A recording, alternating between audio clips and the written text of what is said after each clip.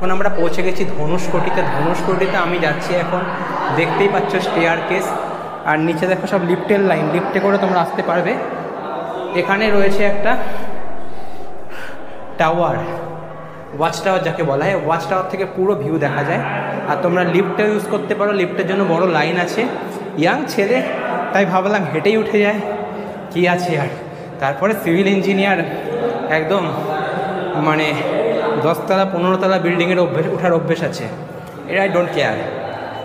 তো বাকিরা নিচের লিফটের লাইনে রয়েছে, তারা পারবে না, তাই আমি চলে আসলাম।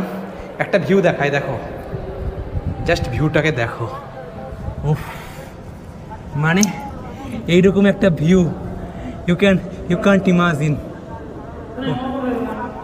চলো পরে।